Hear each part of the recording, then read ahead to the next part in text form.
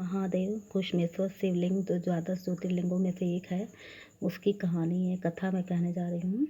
और घुश्मेश्वर शिवलिंग की कथा में ऐसे बताते हैं कि जो एक ब्राह्मण थे, सुधर्मा नाम के ब्राह्मण थे, उनकी स्त्री थी सुदेहा, जो निसंतान थी और बहुत चाहती थी कि इसको एक संतान की प्राप्ति हो जाए, लेकिन उसको संतान नहीं हो रही थी। तो बाद में सुदेहा ने बार बार सुधर्मा से कहा, तो जो ब्राह्मण थे वो आत्मज्ञानी थे, उन्होंने कहा नहीं, ऐसा कुछ नहीं होता है कि संतान नहीं होगी तो मुक्ति नहीं होगी, और अपना आत्मा ही अपना उद्धार करने वाला है। इसलिए हे सुदेहा, तुम चिंता ना करो और संतान की इच्छा ना करो। लेकिन बार बार सुधर्मा के कहने पर, सुदेहा के कहने पर सुधर्मा ब्राह्मण तैयार हो गए। तो फिर एक दिन सुदेहा अपने घर गई और घुश्मा जो उसकी छोटी बहन थी उसको लेके आई और बोली कि आप इससे विवाह कर लें तो एक संतान हो जाएगी।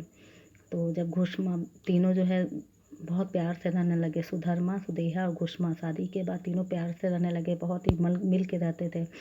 लेकिन कुछ दिनों के बाद घुश्मा को संतान हो गई। अब जब घुश्मा को संतान हो गई तो स्त्री जनित ईर्ष्या सुदेहा के मन में आ गई और अब वो उपाय सोचने लगी कि कैसे इसके संतान का वध कर दें, जिससे कि इसकी इतना इसका जो ख्याति है वो ना हो, इतनी प्रसिद्धि ना हो, इसको दुख पहुँचे। इसलिए घुश्मा के लिए वह ईर्ष्या करने लगी सुदेहा। अब कुछ दिनों के बाद जो है घुश्मा और सुधर्मा का जो पुत्र था उसकी भी शादी हो गई। जब उसकी शादी हो गई तो एक दिन रात में सोचते सोचते सुदेहा ने कहा कि मैं इसको मारूंगी।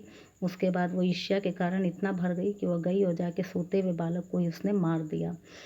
अब जब उस पुत्र की जो स्त्री थी, पत्नी थी, जब सुबह देखा तो उसका पति मरा हुआ है, देखा तो बहुत रोने लगी। इधर ये दोनों जो पति पत्नी थे, सुधर्मा और ब्राह्मण और घुश्मा, ये शिव पूजा में लगे हुए थे अपने, और सुधर्मा ध्यान में लगे थे। जब समाचार आया तो घुश्मा ने कहा कि ठीक है, हम तो पार्थिव लिंग बना रहे हैं भगवान का, और जो होना था हो गया, जिसने संतान दिया था वही संभालेंगे भी, वही रक्षा करेंगे। और वो अपने कार्य में लग गई पूजा में। इधर जो सुधर्मा थे वो भी ध्यान में लगे रहे। उन्होंने कहा अब जो होना था हो गया, उसके लिए क्या है, परमात्मिक चिंतन में लगे रहे, कोई दुख नहीं मनाया। उधर जो है सुदेहा जो है नाटक करने लगी रोने का।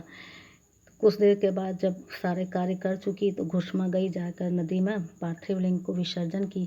जैसे विसर्जित किया वैसे शंकर भगवान प्रसन्न होकर नदी से बाहर आ गए उसके पुत्र को लेकर और बोले कि ये तुम्हारा पुत्र है और इसका वध तुम्हारी बहन सुदेहा ने किया था ईर्ष्या के कारण, और अब मैं उसे मारूंगा, वो कहाँ है। तो घुश्मा उनसे क्षमा मांगने लगती है। वो कहती है कि आपके आशीर्वाद से, आपके दर्शन से कोई भी पापी नहीं रहता, इसलिए आप उसको छोड़ दें और आप प्रसन्न हो जाएं हे महादेव, क्योंकि आप आशुतोष हैं और मेरी पूजा का फल मिले कि आप मेरी बहन को क्षमा कर दें। और मेरा पुत्र तो आपकी कृपा से जीवित ही है, इसलिए मुझे कोई दुख या कोई कष्ट नहीं है। जब निस्वार्थ इस भक्ति को देखा शिव भगवान ने तो बड़े प्रसन्न हुए और उन्होंने कहा ठीक है, मैं अब इसी तुम्हारे जो तुमने पार्थिव लिंग को बनाया है, इसी में यहीं पर मैं घुश्मा के नाम से, तुम्हारे नाम से यह इस लिंग में प्रवेश कर जाऊंगा और यह घुश्मेश्वर शिवलिंग के नाम से पूरे जगत में प्रसिद्ध होगा और तुम्हारी कथा कही जाएगी। इस प्रकार से घुश्मेश्वर शिवलिंग की कथा आती है और ये द्वादश ज्योतिर्लिंगों में से एक लिंग माना जाता है।